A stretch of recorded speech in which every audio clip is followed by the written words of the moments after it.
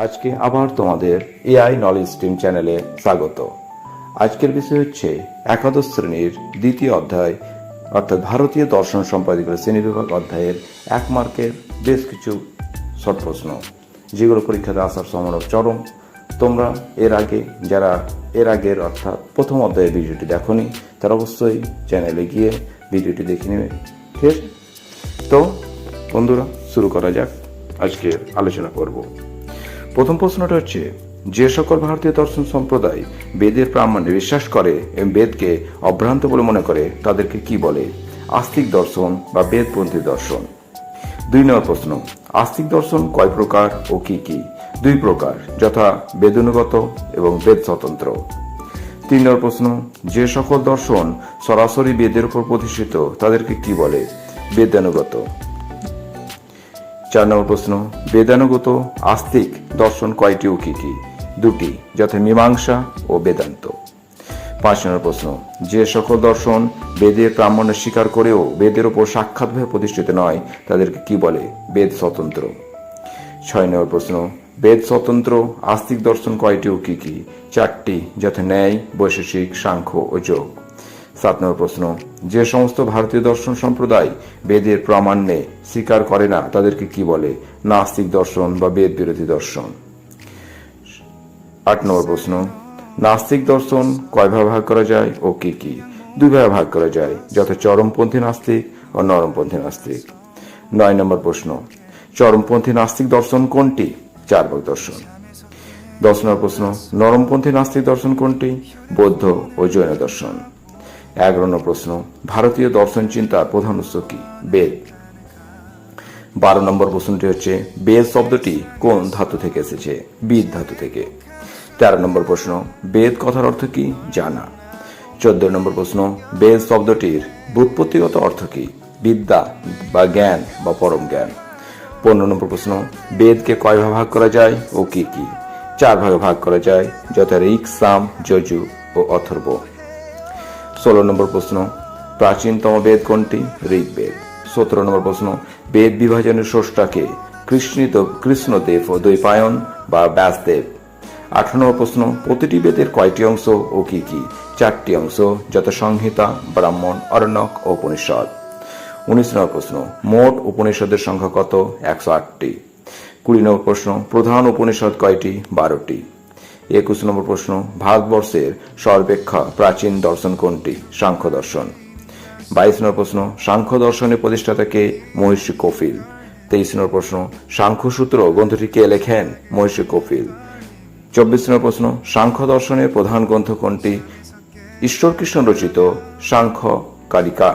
এইভাবে প্রশ্নটা আসতে পারে, সাংখ্য কারিকা গ্রন্থটি কে লেখা? তখন তোমরা বলতে পারো ঈশ্বর কৃষ্ণ। সাংখ্য দর্শনের প্রধান ভাষ্যকার কে ছিলেন? বাচস্পতি মিশ্র। 26 নম্বর প্রশ্ন, সাংখ্য দর্শনের মোট কয়টি প্রমাণ ও কি কি? 3টি প্রমাণ, যথা প্রত্যক্ষ, অনুমান ও শব্দ। 27 নম্বর প্রশ্ন, যোগ দর্শনের প্রতিষ্ঠাতা কে? মহর্ষি পতঞ্জলি। 28 নম্বর প্রশ্ন, যোগ দর্শনের মূল গ্রন্থের নাম কি? যোগসূত্র। 29 নম্বর প্রশ্ন, যোগ দর্শনের প্রধান ভাষ্যকার কে ছিলেন? বেদব্যাস। 30 নম্বর প্রশ্ন, যোগ দর্শনে স্বীকৃত মোট তত্ত্ব কয়টি? 26টি। 31 নম্বর প্রশ্ন, যোগ দর্শনের কয়টি প্রমাণ স্বীকৃত কি কি? 3টি প্রমাণ, যথা প্রত্যক্ষ, অনুমান ও শব্দ। 32 নম্বর প্রশ্ন, ন্যায় দর্শনের প্রতিষ্ঠাতা কে? মহর্ষি গৌতম। 33 নম্বর প্রশ্ন, ন্যায় দর্শনের মূল গ্রন্থের নাম কি? মহর্ষি গৌতমের ন্যায় সূত্র। 34 নম্বর প্রশ্ন, ন্যায় ভাষ্য গ্রন্থে কে লেখেন? বাৎসায়নের লেখা। 35 নম্বর প্রশ্ন, ন্যায় মতে কয়টি প্রমাণ স্বীকৃত ও কি কি? 4টি প্রমাণ স্বীকৃত, যথা প্রত্যক্ষ, অনুমান, উপমান ও শব্দ। 36 নম্বর প্রশ্ন, ন্যায় মতে জীবের পরম লক্ষ্য কি? মোক্ষ বা অপবর্গ। 37 নম্বর প্রশ্ন, ন্যায় দর্শনের জ্ঞানকে কয় ভাগ করা যায়? 2 ভাগে। 38 নম্বর প্রশ্ন, বৈশেষিক দর্শনের প্রতিষ্ঠাতা কে? মহর্ষি কণাদ। 39 নম্বর প্রশ্ন, বৈশেষিক দর্শনের আরেক নাম কি? অলুক্য দর্শন। 40 নম্বর প্রশ্ন, বৈশেষিক দর্শনের প্রধান গ্রন্থ কি? মহর্ষি কণাদ রচিত বৈশেষিক সূত্র। 41 নম্বর প্রশ্ন, ন্যায় দর্শনের কয়টি পদার্থের স্বীকৃত? 16টি পদার্থ। 42 নম্বর প্রশ্ন, বৈশেষিক দর্শনের কয়টি পদার্থের স্বীকৃত? 7টি পদার্থ। 43 নম্বর প্রশ্ন, মীমাংসা দর্শনের প্রতিষ্ঠাতা কে? মহর্ষি জৈমিনী। 44 নম্বর প্রশ্ন, মীমাংসা দর্শনের প্রধান গ্রন্থ কোনটি? মহর্ষি জৈমিনী রচিত মীমাংসা সূত্র। 45 নম্বর প্রশ্ন, মীমাংসা দর্শনের প্রধান ভাষ্যকার কে ছিলেন?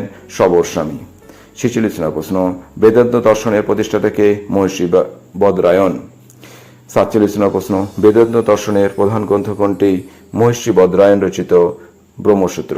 বা প্রশ্নটা এভাবে আসতে পারে যে ব্রহ্মসূত্র গ্রন্থটি কে রচনা করেন? মহর্ষি বদরায়ণ। 48 নম্বর প্রশ্ন, জীব ও ব্রহ্মা এক অভিন্ন, কথাটি কে বলেছেন? শঙ্করাচার্য। 49 নম্বর প্রশ্ন, অদ্বৈতবাদ বা কেবল অদ্বৈতবাদ দর্শন প্রবক্তা কে? শঙ্করাচার্য। 50 নম্বর প্রশ্ন, বিশিষ্ট দ্বৈতবাদ দর্শন প্রবক্তা কে? রামানুজ।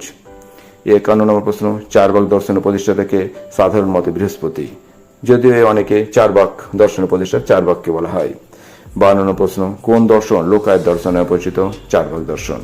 53 নম্বর প্রশ্ন, বেদান্ত দর্শনের মূল ভিত্তি কি? উপনিষদ। 54 নম্বর প্রশ্ন, ব্রহ্ম সত্য, জগৎ মিথ্যা, কথাটি কে বলেছে? শঙ্করাচার্য। 55 নম্বর প্রশ্ন, শঙ্করাচার্য কয় প্রকার সত্তা স্বীকার করেন? 3 প্রকার। 56 নম্বর প্রশ্ন, প্রত্যক্ষ একমাত্র প্রমাণ কোন ভারতীয় দর্শন এই কথা বলেন? চারবাক দর্শন। 57 নম্বর প্রশ্ন, জড়বাদী দর্শন নামে কারা পরিচিত? চারবাকরা। 58 নম্বর প্রশ্ন, ভারতের কোন দর্শন ভূত চতুষ্টয়বাদ মেনেছেন? চারবাক দর্শন। 59 নম্বর প্রশ্ন, কোন দর্শন যদৃচ্ছাবাদ স্বীকার করেছেন? চারবাক দর্শন। 60 নম্বর প্রশ্ন, বৌদ্ধ দর্শনের প্রতিষ্ঠাতা কে? গৌতম বুদ্ধ। 61 নম্বর প্রশ্ন, বৌদ্ধ দর্শনের প্রধান গ্রন্থ কোনটি? ত্রিপিটক। 62 নম্বর প্রশ্ন, জৈন দর্শনের প্রতিষ্ঠাতা কে? মহাবীর। 63 নম্বর প্রশ্ন, জৈন দর্শনের প্রধান গ্রন্থ কোনটি? জৈন সিদ্ধান্ত, সম্ভবত এটা। এছাড়া আরো হতে পারে দ্বাদশ অঙ্গ, উপাঙ্গ প্রভৃতি। 64 নম্বর প্রশ্ন, বৌদ্ধ দর্শনে কয়টি আর্য সত্যের কথা বলা হয়েছে? 4টি। 65 নম্বর প্রশ্ন, দুঃখ নিরোধকে বৌদ্ধ দর্শনে কি বলা হয়? নির্বাণ। 66 নম্বর প্রশ্ন, বৌদ্ধ দর্শনের মূল দার্শনিক তত্ত্ব কি? প্রতীত সমুৎপাদবাদ। 67 নম্বর প্রশ্ন, কোন শব্দ থেকে জিন শব্দের উৎপত্তি ও এর অর্থ কি? জিন শব্দ থেকে এর অর্থ হলো জয় করা। 68 নম্বর প্রশ্ন, চারবাকদের মতে জীবনের মূল লক্ষ্য কি? আত্মসুখবাদ। 69 নম্বর প্রশ্ন, জৈন দর্শন কয়টি সম্প্রদায় বিভক্ত ও কি কি? 2টি সম্প্রদায় বিভক্ত, যথা শ্বেতাম্বর, দিগম্বর।